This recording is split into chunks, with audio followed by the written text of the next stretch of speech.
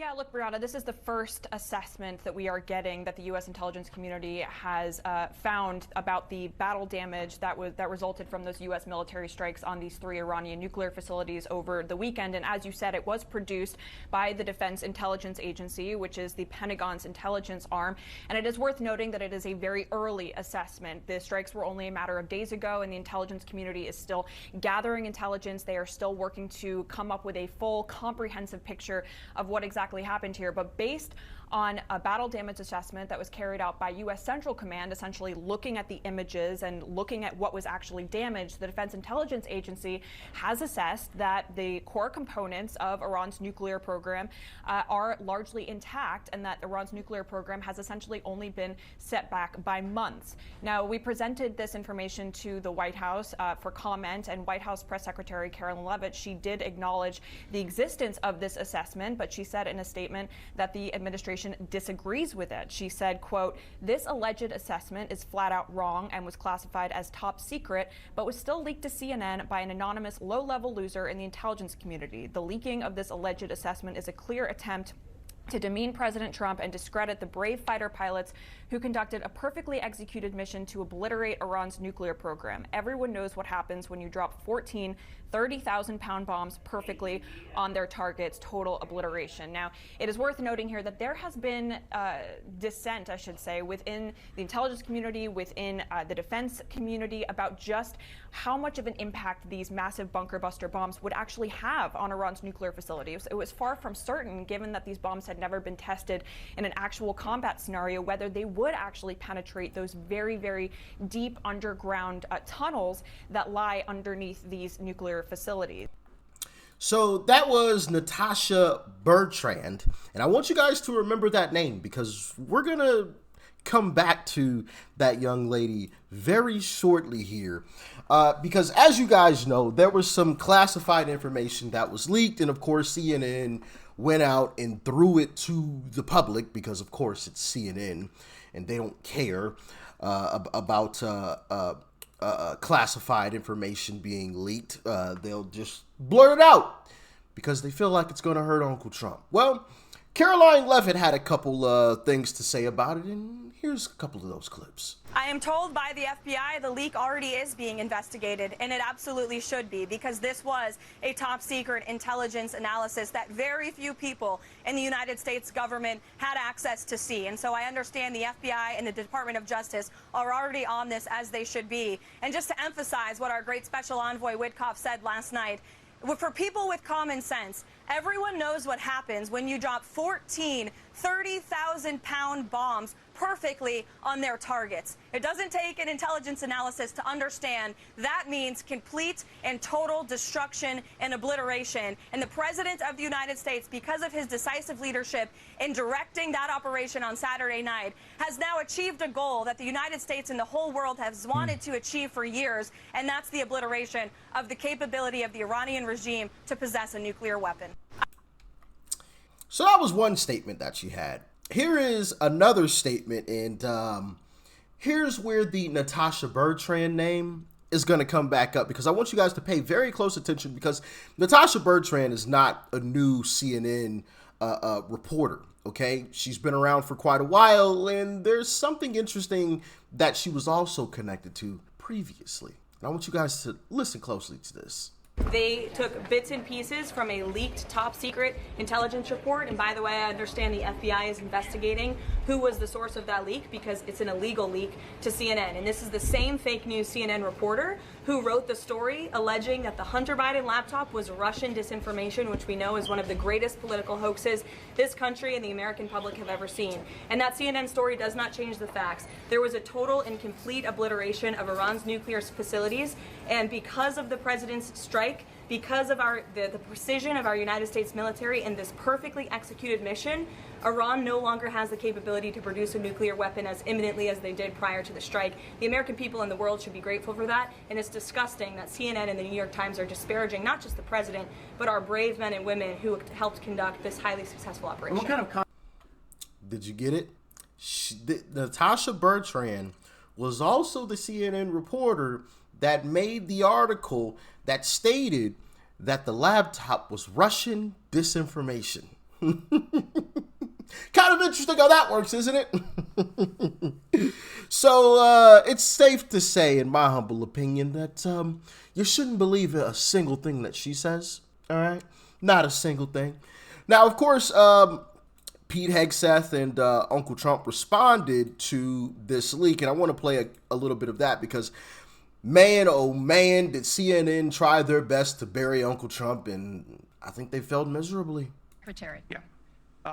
There's a reason the president calls out fake news for what it is. These pilots, these refuelers, these fighters, these air defenders, the skill and the courage it took to go into enemy territory flying 36 hours on behalf of the American people and the world to take out a nuclear program is beyond what anyone in this audience can fathom. And then the instinct of CNN, the instinct of the New York Times is to try to find a way to spin it for their own political reasons to try to hurt President Trump or our country. They don't care what the troops think. They don't care what the world thinks. They want to spin it to try to make him look bad based on a leak. Of course, we've all seen plenty of leakers. And what do leakers do? They have agendas. And what do? Do they share the whole information or just the part that they want to introduce? And when they introduce that preliminary report that's deemed to be a low assessment, you know what a low assessment means? Low confidence in the data in that report. And why is there low confidence? Because all of the evidence of what was just bombed by 12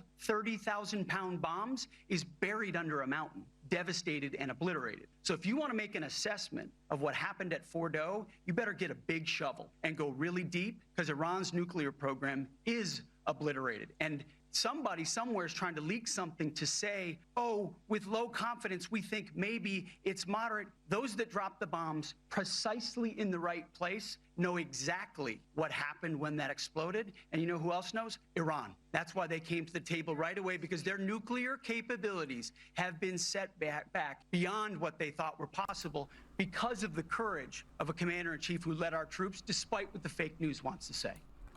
You know, I think goodness gracious, I cannot talk. Pete Hegseth is correct in what he said about CNN. The first thing that they try to do is discredit it. The first thing they try to do is find a hole in the story. The first thing they try to do is, this was unsuccessful. This was terrible. This was bad, right? Why not just say, hey, successful mission, as far as we know. When we have more information, we'll come out with it later. We all know why that's not the case. It's because they hate Trump. They hate Donald Trump. I think there's no. I think we can all agree on that, right? There's no guessing on that. But here's what Uncle Trump had to say. That place is demolished. The B-2 pilots did their job. They did it better than anybody could even imagine. They hit late in the evening. It was dark with no moon, and they hit that target with every one of those things. And that place is gone. But when I see CNN all night long, they're trying to say, well, maybe it wasn't really as demolished as we thought. It was demolished. You take a look at the pinpricks, and you see that place is gone. And I will say, I think CNN ought to apologize to the pilots of the B-2s. I think that MSDNC ought to apologize. I think these guys really, these networks and these cable networks are real losers. You really are. You're real losers. You're gutless losers. I say that to CNN because I watch it. I have no choice. I got to watch that garbage. It's all garbage. It's all fake news. But I think CNN is a gutless group of people. And the people that run it, nobody even knows it's been sold so many times. But the people that run it ought to be ashamed. MSDNC, a guy named Brian Roberts, he heads it. He's a disgrace. He's a weak, pathetic disgrace. Hey, listen, I can't argue with Uncle Trump on that. I mean, absolutely not. I agree with him. I agree with him 1,000%. But you know, one of the reasons why I believe that this was a successful mission is because of what Israel has basically come out and said. And they basically came out and said this was a successful mission. And from my belief, I think Israel wants to continue this war. They want a regime change in Iran. So for them to come out and say that that was basically a successful mission, I think undermines what I think that they really want to happen. I think they want this war to continue on. So if they did, if they truly want this war to continue on, why would they come out and say, oh yeah, this was a successful mission. We accomplished what we wanted to accomplish. or the United States accomplished what they wanted to accomplish. Like that goes against wanting to continue the war. So that's just my humble opinion on it, but you guys can let me know how you feel in the comments, all right? I also want to play this clip here because this truly illustrates how it's going to be hard to determine whether or not this truly was successful.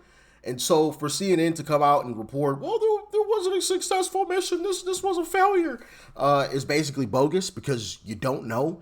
The bombs that were dropped actually dig down into the dirt before they explode. They don't explode on impact. They don't explode in the air. They explode deep underground. That's the way they're designed to work. So I want to play this clip here explaining that a little bit. One of the preceding weapons did not work. The video I'm about to show you is a culmination of over 15 years of development and testing. As I said, hundreds of test shots on various models. This is one weapon. So if you take a view of this as 5 additionals, you'll get a sense of what this looks like. Hopefully you can see it and there's not too much reflection. Tom runs our videos out there. We'll run it at full speed so you can see it and then go back through it. Go ahead, Tom.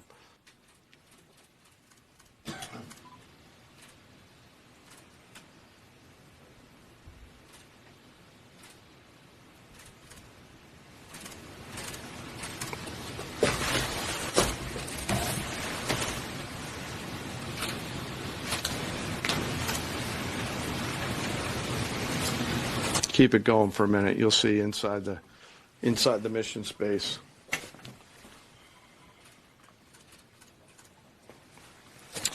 Unlike a normal surface bomb, you won't see an impact crater because they're designed to deeply bury and then function. I know there's been a lot of questions about that. All 6 weapons at each vent at Fordo went exactly where they were intended to go. A bomb has 3 effects that causes damage: blast, fragmentation, and overpressure. In this case, the primary kill mechanism in the mission space was a mix of overpressure and blast, ripping through the open tunnels and destroying critical hardware. The majority of the damage we assessed based on our extensive modeling was a blast layer combined with the impulse extending from the shock. Imagine what this looks like 6 times over. A point that I want to make here: the Joint Force does not do BDA. By design, we don't grade our own homework. The intelligence community does. But here's what we know following the attacks and the strikes on Fordo. First, that the weapons were built, tested, and loaded properly. 2, the weapons were released on speed and on parameters. 3, the weapons all guided to their intended targets and to their intended aim points. 4, the weapons functioned as designed, meaning they exploded. And we know this through other means, intelligence means that we have, that were visibly, we were visibly able to see them. And we know that the trailing jets saw the first weapons function, and the pilots stated, quote, "This was the brightest explosion that I've ever seen. It literally looked like daylight." Let me now turn to the bomber crews themselves. So, yeah, even more confirmation. The trailing pilots saw the flash from the explosives going off. So, yeah, man, I think this is just an act of CNN just trying to sabotage Uncle Trump once again. I hope the leak is actually found and prosecuted under the fullest extent of the law. And because this will continue to happen. If not, right? If the person who leaked this information is not found and prosecuted to the fullest extent, this will continue to happen. That's just facts. That's just facts. There are people in the Democrat Party who hate Trump so much, they are willing to throw America under the bus. There are people in the Democrat Party who are siding. You know what? I'm going to go save that because I may make another video on that. I mean, the Democrat Party has absolutely lost the plot, and I hope that the Democrat Party of today never wins anything ever again anytime soon. But y'all get in the comments and let me know your thoughts and your opinions on all of this. If you agree, if you disagree with me, let me know. All right, do you think this was a successful mission? Why or why not? Talk to me. Y'all stay safe out there. Peace and love. I'm out.